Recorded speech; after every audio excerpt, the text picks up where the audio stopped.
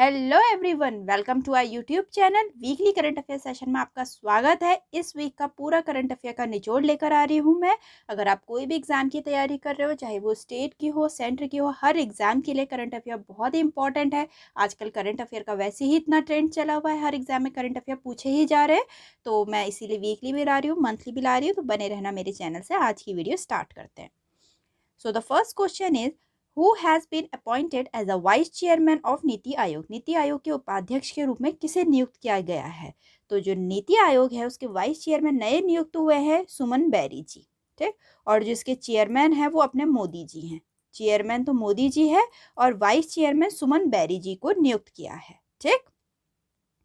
Next है अपना, which country the Guadalajara city was name world book capital for the year 2022 by UNESCO? UNESCO द्वारा वर्ष 2022 के लिए किस देश के ग्वालजारा शहर को विश्व पुस्तक राजधानी नामित किया गया है?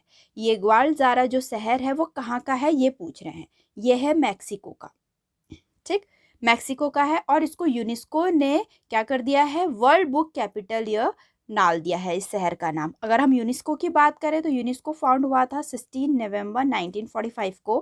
ठीक, हेडक्वार्टर है पेरिस में और इसमें 193 कंट्रीज हैं और इसके हेड हैं एड्रो ओजेले। क्योंकि अगर यूनेस्को ने नाम डाल रखा, विश्व पुस्तक राजधानी में नाम डाल रखा किसी शहर का, तो जरूर यूनेस्को के बारे में भी पूछा जा सकता है। यूनेस्को के बारे में तो ऐसी ऑर्गेनाइजेशन का हमें पता होना ही चाहिए। ठीक है, तो आप नोट डाउन कर सकते हैं कि कब फाउंड हुआ था, कहाँ हेडक्वार्टर है, कितने मेंबर हैं, 193 कंट्रीज मेंबर हैं और हेड कौन है इनके, सब कुछ मैंने बता दिया। ठीक, और ये शहर जो है ग्वालजारा, ये शहर ये अपना मैक्सिको का है। नेक्स्ट है, which country has been ban from hosting 2023 world ice hockey championship? किस देश को 2023 विश्व आइस हॉकी चैंपियनशिप की मेजबानी करने से प्रतिबंधित कर दिया गया है? अपने रसिया को। ठीक, तो रसिया को जो आइस हॉकी चैंपियनशिप होने वाली थी, विश्व आइस हॉकी चैंपियनशिप होने वाली थी 2023 में, मेजबानी करने से बैन कर दिया गया है अपने रशिया को। ठीक है, पहले ये मेजबानी करने वाले थे लेकिन अब इनको बैन कर दिया गया है। ठीक। नेक्स्ट है, who has won the Laureus world sports of the year award? Laureus world sports man of the year का पुरस्कार किसने जीता है? अपने मैक्स पीटरसन ने जीता है। तो जो sports of the year award होता है, स्पोर्ट्स ऑफ द ईयर के लिए लॉरियस वर्ल्ड स्पोर्ट अवार्ड एक वार्षिक पुरस्कार होता है, ये जो खेल की दुनिया के व्यक्तिगत पुरुषों की उपलब्धियों को दिया जाता है। जो जो इसमें मैन बहुत अच्छे उपलब्धियां प्राप्त करते हैं उनको दिया जाता है और इसे सबसे पहली बार 2000 में लॉरियस वर्ल्ड स्पोर्ट अवार्ड के दौरान प्रस्तुत किए गए थे। ठीक है, और जिसमें बहुत सारे 7-8 पुरस्कार थे, उसमें से एक पुरस्कार यही था। तो इस बार मिला है मैक्स पीटरसन को मिला है। नेक्स्ट है, Palli in which district of Jammu and Kashmir has been become the country first carbon neutral panchayat? Jammu और कश्मीर के किस जिले में पल्ली देश की पहली कार्बन न्यूट्रल पंचायत बन गई है? अपनी सांबा में। ठीक, सांबा में।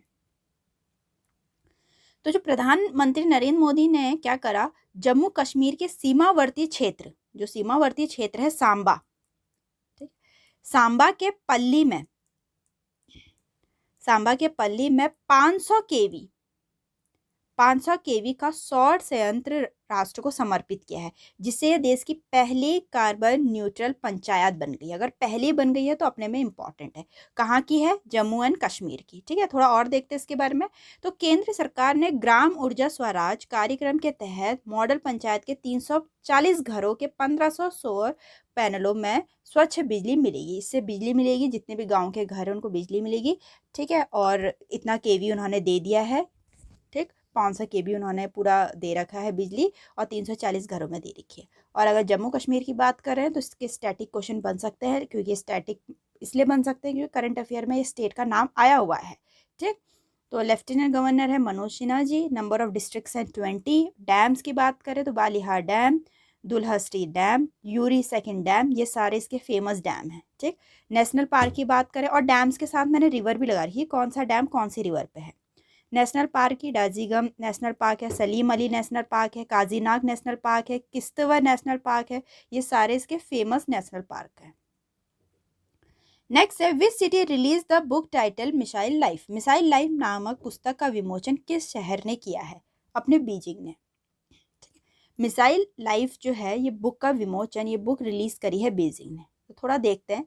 यह पहली बार 12 चीनी मिसाइल हथियार मॉडर्न निदेशक और मुख्य डिजाइनों के जीवन पर प्रकाश डालती है। ठीक, इसे अप्रैल 2022 को second academy of China air space science and industry corporation द्वारा जारी किया गया था। किसने जारी किया था ये भी पूछ सकते हैं। ठीक है, किस पे प्रकाश डालती ये भी पूछ सकते हैं।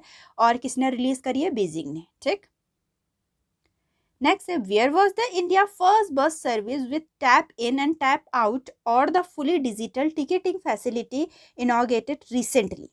ठीक, हाल में ही टैप इन और टैप आउट या पूरी तरह से डिजिटल टिकटिंग सुविधा पहली बार भारत में कौन बस सेवा का उद्घाटन कहाँ पर हुआ था? ठीक है, तो ये हुआ था महाराष्ट्र में।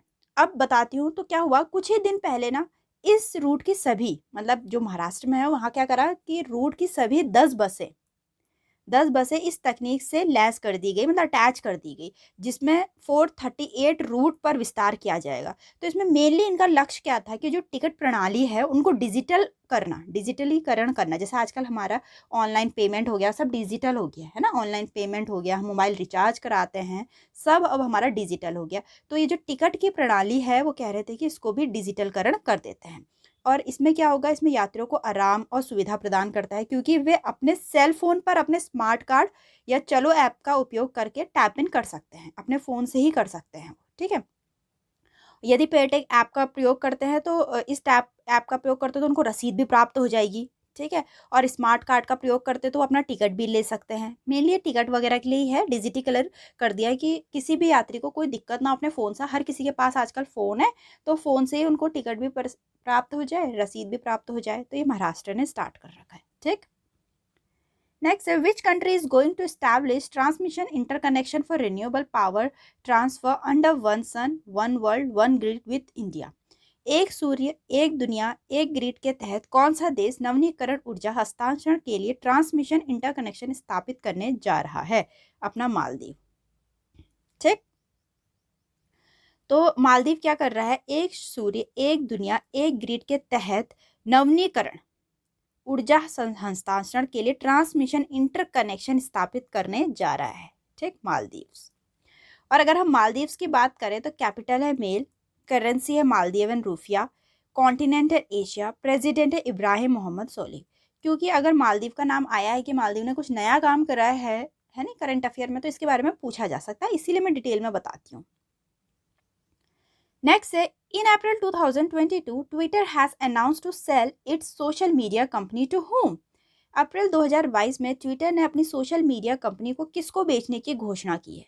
एलॉन मस्क को। ठीक है, तो ट्विटर ने अपना सोशल मीडिया हैंडल, जो सोशल मीडिया कंपनी है, उसको बेचने की घोषणा कर दी है। और वो करी है एलॉन मस्क को। उन्होंने कहा हम बेचेंगे, एलॉन मस्क को बेच देंगे अपनी सोशल मीडिया कंपनी। ठीक, अगर हम ट्विटर की बात करें तो हेडक्वार्टर है सैन फ्रांसिस्को कैलिफोर्निया में। फाउंडर है जैक डॉसी, बिज स्टोन, इवाम विलियम, नो ग्लास, ये इसके फाउंडर है। क्योंकि अगर ट्विटर ने ये बहुत बड़ा डिसीजन लिया है, ट्विटर नाम आ रहा है अभी करंट अफेयर में, तो ट्विटर के बारे में पता होना चाहिए कौन कौन फाउंडर हैं, कहाँ हेडक्वार्टर है इसका। ठीक है, नेक्स्ट है in the swimming 200 meter butterfly event. देखो बटरफ्लाई, अगेन मैं हमेशा बोलती हूँ बटरफ्लाई ऐसी होती है ना, ऐसी होती है। और ऐसे हम कब हाथ पैर करते हैं? स्विमिंग में करते हैं। तो स्विमिंग में बटरफ्लाई वर्ड यूज होता है। बहुत बार पूछा जाता है कि कौन से खेल में कौन सा वर्ड यूज होता है। स्विमिंग में बटरफ्लाई वर्ड यूज होता है। ठीक है, 200 meter butterfly event who won gold medal at Khelo India university game in April 2022। अप्रैल 2022 में खेलो इंडिया यूनिवर्सिटी गेम्स में तैराकी में 200 मीटर बटरफ्लाई स्पर्धा में किसने हासिल कर ली है अपनी जीत? ये मीटर भी पता होना चाहिए, 200 मीटर है करके इनका। ठीक, अपने आर्यन पंचाल ने। ठीक, आर्यन पंचाल ने खेलो इंडिया यूनिवर्सिटी गेम में तैराकी में, स्विमिंग में 200 मीटर बटरफ्लाई स्पर्धा में जीत हासिल करके स्वर्ण पदक जीत लिया है। नेक्स्ट है who among the following has won the men's single Serbia open 2022। निम्नलिखित में से किसने पुरुष एकल सर्बिया ओपन 2022 जीता है? एंड्रो रूबलेव ने। ठीक, एंड्रो रूबलेव ने। तो एंड्रो रूबलेव ने मेंस सिंगल सर्बिया ओपन 2022 जीत लिया है। और किसको हराया इन्होंने? नोवाक जोकोविच को हराया। ये भी पूछा जा सकता है किसको हराया। जीते हुए तो एंड्रो नाम हमें पता चल गया, किसको हराया? नोवाक जोकोविच को। ठीक, अब अगर हम और बात करें, जैसे एडिशनल बात करें हम स्पोर्ट्स की, तो राफेल नडाल ने फरवरी 2022 में मैक्सिको के अकापुल्को में आयोजित मैक्सिकन ओपन जीता है। ठीक, अभी 2022 की बात चल रही है ये। स्पेन के राफेल नडाल ने जनवरी 2022 को ऑस्ट्रेलियन ओपन पुरुष एकल का फाइनल जीता और इस जीत के साथ राफेल 21वें ग्रैंड स्लैम खिताब जीतने वाले पहले व्यक्ति बन गए हैं। जब पहला आ गया तो अपने में इंपॉर्टेंट बन गया ये पॉइंट। ठीक, वहीं अगर हम बात करें टेनिस में, असलान करात्सेव ने सिडनी टेनिस क्लासिक फाइनल में पुरुष एकल खिताब जीता है। चाहे तो आप इसको कहीं पर नोट डाउन कर सकते हैं या फिर स्क्रीनशॉट ले सकते हैं। ठीक, फिर अगर हम नेक्स्ट बात करें, विश्व के 6ठे नंबर के राफेल नडाल ने 2022 मेलबर्न समर सेट 1 में पुरुष एकल टेनिस का खिताब जीता है। यह सारे एडिशनल इन्फॉर्मेशन दे रही हूँ मैं आपको, जिसने कौन कौन से खेल में खिताब जीता है करके। ठीक, नेक्स्ट है, which country has created the Guinness record of waving the maximum number of flag in April 2022? किस देश ने अप्रैल 2022 में सबसे अधिक झंडे फहराने का गिनीज वर्ल्ड रिकॉर्ड बना दिया गया है? बहुत ही गर्व की बात अपने भारत के लिए, अपने भारत ने सबसे ज्यादा झंडे फहराने का गिनीज वर्ल्ड रिकॉर्ड बना दिया है 2022 में। अगर हम इसकी और बात करें तो अप्रैल 2022 में गृह मंत्री जो हमारे अमित शाह हैं, उनकी उपस्थिति में जगदीशपुर के दुलेर ग्राउंड में आयोजित वीर कुंवर सिंह विजयोत्सव कार्यक्रम में 78,220 तिरंगे फहराए गए। हमें नंबर भी पता होना चाहिए, बहुत बार नंबर पूछा जा सकता है कि कितने नंबर के तिरंगे फहराए गए। ठीक, और यह कार्यक्रम जगदीशपुर के तत्कालीन राजा वीर कुंवर सिंह की जीत पर श्रद्धांजलि देने के लिए आयोजित किया गया था। बहुत ही गर्व की बात है अगर पूरे वर्ल्ड में सबसे ज्यादा नंबर इंडिया का आ रहा है झंडे फहराने में। नेक्स्ट है, which state UT has launched an app Jan Nigrani intended to help people lodge their complaint related to various scheme online? किस राज्य केंद्र शासित प्रदेश ने विभिन्न योजनाओं से संबंधित शिकायतों को ऑनलाइन दर्ज करने के लिए लोगों की मदद करने के उद्देश्य से ऐप जन निगरानी लॉन्च किया है? अपने जम्मू एंड कश्मीर। ठीक है, जम्मू एंड कश्मीर में, जिसका मेन उद्देश्य क्या है? लोगों को विभिन्न योजनाओं से संबंधित शिकायतों को ऑनलाइन दर्ज करने में मदद करता है। ये जो जन निगरानी ऐप है वो 24/7 इंटरनेट आधारित प्लेटफॉर्म है, जिसका उद्देश्य मेनली क्या है कि विभिन्न सरकारी योजनाओं के खिलाफ जम्मू कश्मीर के निवासियों की शिकायतों को रिपोर्ट करना और उनका समाधान निकालना। अगर कोई भी उनको दिक्कत आ रही है, कोई भी शिकायत करनी है, तो यहाँ पे वो अपनी शिकायत कर सकते हैं और उसका समाधान भी निकलेगा ही, और 24 आवर चलेगी ये सेवा। ठीक है, और जम्मू कश्मीर ने स्टार्ट कर रखा है। बहुत ही अच्छी पहल है लोगों के लिए, वरना लोग दर बदर भटकते रहते हैं कि अपनी कंप्लेंट कहाँ दर्ज करें हम। तो जन निगरानी की हेल्प से, निगरानी ही नाम लग रहा है, निगरानी रखी जाएगी, है नहीं, निगरानी रखी जाएगी। निगरानी से लगना कि कोई कंप्लेन से रिलेटेड ऐप होगी। तो इसके बारे में देखते हैं थोड़ा। ग्रामीण विकास और पंचायती राज विभाग जम्मू कश्मीर ने ई गवर्नेंस पहल के तहत ऐप जन निगरानी लॉन्च किया, जिसका उद्देश्य लोगों को विभिन्न योजनाओं से संबंधित शिकायतों को ऑनलाइन दर्ज करने में मदद करेगा। नेक्स्ट है, who settled for silver medal in man free style 86 kg at the 2022 Asian wrestling championship in April 2022? अप्रैल 2022 में एशियाई कुश्ती चैंपियनशिप में पुरुष की फ्री स्टाइल 86 किग्रा में किसने रजत पदक जीता है? अपने दीपक पुनिया ने। ठीक, और कितने किलो में? 86 किलो में जीता है और एशियाई कुश्ती चैंपियनशिप जीता है। ठीक, रजत पदक लेकर आए। थोड़ा और बात करते हैं हम।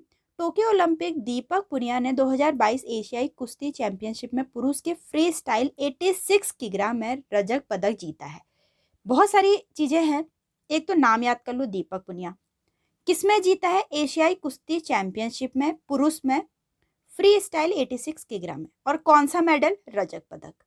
एशियाई कुश्ती चैंपियनशिप, इससे हमें पता चल जाता है जो दीपक पुनिया है वो कुश्ती से रिलेटेड है। ठीक, वहीं अगर हम अगली बात करें, विक्की ने 92 किग्रा वर्ग में कांस्य पदक जीता है। भारत के कुल 17 पदक जीते हैं, जिसमें 1 स्वर्ण है, 5 रजत है और 11 कांस्य पदक है। ठीक, टोक्यो पदक विजेता रवि कुमार दहिया ने पुरुष में 57 किग्रा भार वर्ग में एकमात्र स्वर्ण पदक जीता है। एकमात्र, बहुत ही इंपॉर्टेंट है क्योंकि भारत एक ही स्वर्ण लेकर आया है, वो भी रवि कुमार दहिया लेकर आए हैं अपना। ठीक है, रवि कुमार दहिया लेकर आए हैं, 57 किलो में लेकर आए हैं। ठीक, बहुत ही इंपॉर्टेंट पॉइंट है। नेक्स्ट है, Emmanuel Macron has been selected as the president of which country in April 2022। Emmanuel Macro को अप्रैल 2022 में किस देश के लिए राष्ट्रपति के रूप में चुना गया है? फ्रांस। अपने फ्रांस के नए राष्ट्रपति आए हैं एम्यूनल मैक्रो। ठीक, नेक्स्ट है, who one gold in weight lifting in Khelo India university game 2022। Khelo India university game 2022 में भारोत्तोलन में किसने स्वर्ण पदक जीता है? गोविंद सुनील महाजन ने।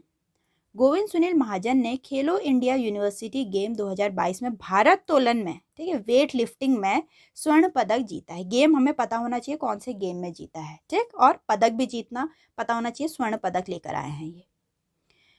थोड़ी इन्फॉर्मेटिव और बात करते हैं। खेलो इंडिया यूनिवर्सिटी में वेट लिफ्टिंग में गोविंद सुनील महाजन ने स्वर्ण और उदय अनिल महाजन ने रजत पदक जीता है। अपने जो गोविंद जी हैं वो स्वर्ण पदक लेकर आए हैं वेट लिफ्टिंग में, और जो उदय जी हैं वो रजत पदक लेकर आए हैं। ठीक, दोनों ने कवयित्री बहिरबाई चौधरी उत्तर महाराष्ट्र विश्वविद्यालय का प्रतिनिधित्व किया था। महर्षि दयानंद विश्वविद्यालय की कोमल कोहर ने महिला भारोत्तोलन 45 किलोग्राम में स्वर्ण पदक जीता। महिलाओं का भी हमें पता होना चाहिए, कोमल ने कौन से किलो में, 45 किलो में, कौन सा पदक? स्वर्ण पदक। ठीक, ये भी इंपॉर्टेंट पॉइंट है।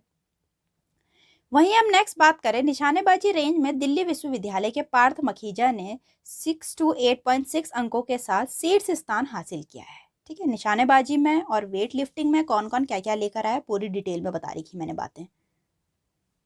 नेक्स्ट है, which day is celebrated as the world malaria day to create a global awareness of malaria. Malaria के बारे में वैश्विक जागरूकता पैदा करने के लिए किस दिन को विश्व मलेरिया दिवस के रूप में मनाया जाता है? 25 अप्रैल को। 25 अप्रैल को वर्ल्ड मलेरिया डे मनाया जाता है, और इस बार का थीम क्या है? Harness innovation to reduce the malaria disease burden and save life. Malaria को कम करना है, मलेरिया डिजीज को, और लोगों की लाइफ बचानी है। नेक्स्ट है, according to the Hurun global health care rich list 2022, who is the richest billionaire in the health care sector in 2022। Hurun global health care rich list 2022 के अनुसार 2022 में हेल्थ केयर सेक्टर में सबसे अमीर अरबपति कौन है? मैंने बता रखा है, जो हुरन ग्लोबल लिस्ट है ये सबसे ज़्यादा बताता है कि कौन रिचेस्ट बिलियनियर है। ठीक है, इस बार बात हुई है हेल्थ केयर सेक्टर में, तो हेल्थ केयर सेक्टर में साइरस पूनावाला को मिला है। ये कोविड का इन्होंने डिटेक्ट भी किया था, तो कोविड वैक्सीन वायरस इन्होंने डिटेक्ट किया था, वैसे ही ये बहुत नाम पे थे साइरस पूनावाला। अब इनको रिचेस्ट बिलियनियर लिस्ट में भी सबसे ऊपर आ गए हैं ये। ठीक है, तो थोड़ा और देखते हैं। फर्स्ट सेकंड थर्ड हमें पता होना चाहिए। देखो, जब भी कोई लिस्ट जारी हो रही, भले वो इंडेक्स की है, भले वो हुरन रिचेस्ट लिस्ट है, हमें फर्स्ट सेकंड थर्ड पता होना चाहिए। बाकी पूरी लिस्ट तो नहीं पूछते हैं, फर्स्ट सेकंड थर्ड पूछ सकते हैं। तो यहाँ देखते हैं, Huron global health care rich list में सीरम इंस्टीट्यूट ऑफ इंडिया के संस्थापक, हमें साइरस पूनावाला का बैकग्राउंड पता होना चाहिए, कहाँ के संस्थापक है? सीरम इंस्टीट्यूट ऑफ इंडिया के संस्थापक है। इनको सबसे अमीर अरबपति में फर्स्ट नंबर मिला है। ठीक, सेकंड दूसरे नंबर पे हैं थॉमस फ्रिस्ट जूनियर और परिवार। थर्ड और फोर्थ नंबर पे हैं अपने चाइना के ली जिटिंग और मिडरे के जू हैंग। ठीक, first second third fourth list हमें पता होनी चाहिए। नेक्स्ट है, in which state 165 feet tall Indian national flag to be installed. किस राज्य में 165 फीट लंबा भारतीय राष्ट्रीय ध्वज पूर्वोत्तर क्षेत्र में, ये नॉर्थ ईस्ट रीजन की बात हो रही है, स्थापित किया गया है? मणिपुर में। ठीक है, थोड़ा और देखते हैं हम, मणिपुर में क्या हुआ। मणिपुर के मोइरंग में भारतीय राष्ट्रीय सेवा मुख्यालय परिसर में 165 फीट लंबा भारतीय राष्ट्रीय ध्वज पूर्वोत्तर क्षेत्र में सबसे ऊंचा स्थापित किया गया है। नॉर्थ ईस्ट में अभी तक का सबसे ऊंचा ये बना है। ठीक है, राष्ट्रीय ध्वज। मणिपुर के सीएम एन बीरेन सिंह ने अप्रैल 2022 में INA शहीद स्मारक परिसर मोइरंग में मनाए गए ध्वजारोहण दिवस की 78 वर्षगांठ पे इसकी घोषणा करी। 14 अप्रैल 1944 को भारतीय राष्ट्रीय सेना INA के लेफ्टिनेंट कर्नल शौकत अली ने भारतीय धरती पे पहली बार INA supreme commander Netaji Subhash Chandra Bose के मार्गदर्शन में स्वतंत्र भारत का तिरंगा लहराया था। ठीक है, और वहीं पे INA के सुभाष ब्रिगेड ने जापानी सेना के साथ अप्रैल 1944 की शुरुआत में मोइरंग पे कब्जा कर लिया, और मोइरंग में INA का पहला मुख्यालय स्थापित किया था। मोइरंग में, क्योंकि देखो मोइरंग में सबसे लंबा सबसे बड़ा भारतीय राष्ट्रीय ध्वज बनाया गया है, तो मोइरंग का हमें पता होना चाहिए बैकग्राउंड कि 1944 में क्या हुआ, किसने क्या कब्जा किया और कैसे मोयरिंग स्थापित हुआ, कौन सा झंडा लहराया गया था, किस अवसर पे लहराया गया था, 78 वर्षगांठ थी उस पे लहराया गया था। ठीक है, तो हमें पूरी डिटेल में पता होना चाहिए। एक बार आप रीड आउट कर लीजिए खुद से या फिर स्क्रीनशॉट लेके इसको पढ़ना।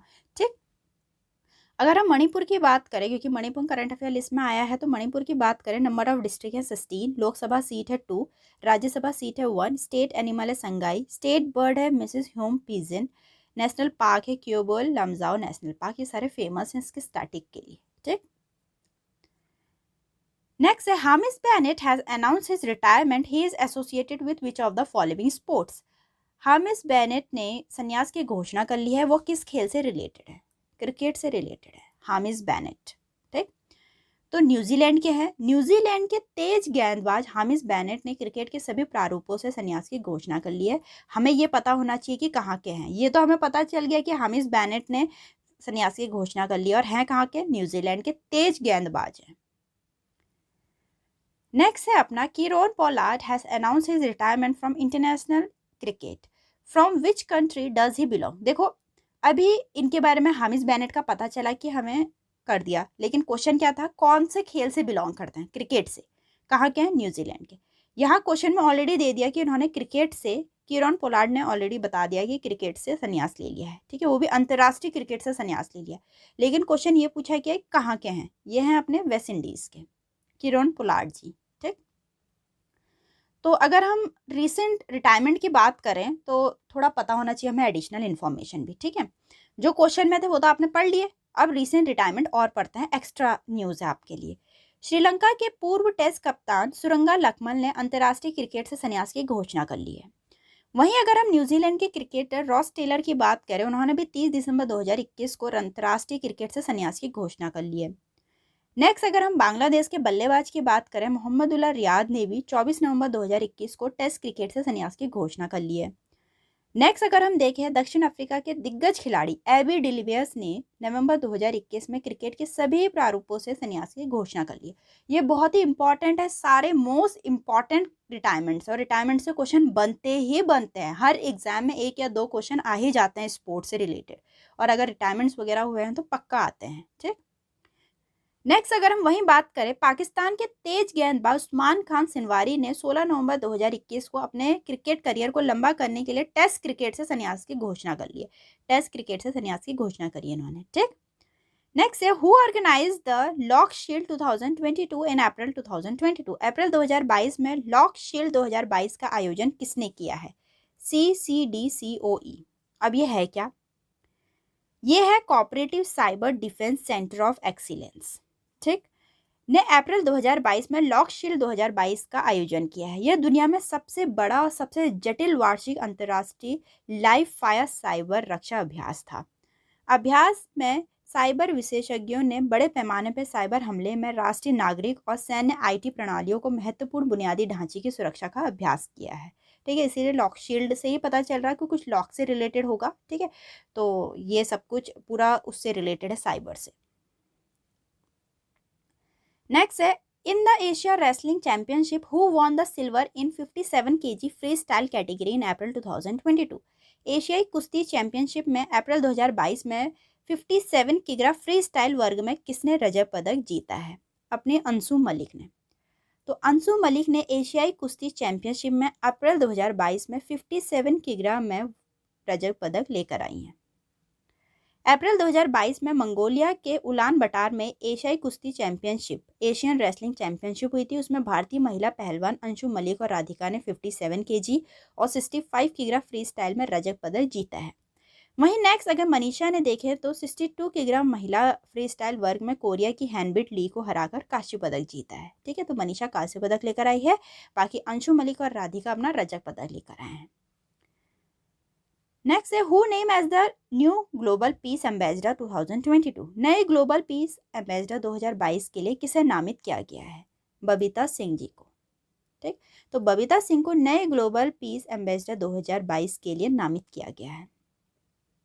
इंटरप्रेन्योर हैं ये, इंटरप्रेन्योर जो उद्यमी बोलते हैं, इंटरप्रेन्योर बबीता सिंह को शिक्षा, खेल, कला, संस्कृति, कूटनीति के माध्यम से शांति का बढ़ावा देने के लिए ग्लोबल पीस एम्बेसडर के रूप में नामित किया गया है।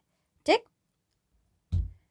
नेक्स्ट क्वेश्चन है, which Indian bowler has been name among 5 player in the Wisden cricket of the year in 2022 edition of the almanac. Almanac के 2022 संस्करण में विजडन के क्रिकेटर ऑफ द ईयर में 5 खिलाड़ियों में से किस भारतीय गेंदबाज का नामित किया गया है? नाम अपने जसप्रीत बुमराह का। ठीक है, तो अलमनैक के 2022 संस्करण में विजडन के क्रिकेट ऑफ द ईयर के भारत के कप्तान रोहित शर्मा और जसप्रीत बुमराह को 5 खिलाड़ियों में से शामिल किया गया है। तो यहाँ तक के most important current affair question थे, जो कि बहुत हेल्पफुल, बहुत मैंने इंटरेस्टिंग ढंग से पूरा डिटेल में बताया है। उम्मीद करती हूँ आपको पसंद आया होगा। तो मिलते हैं अपनी नेक्स्ट वीडियो में।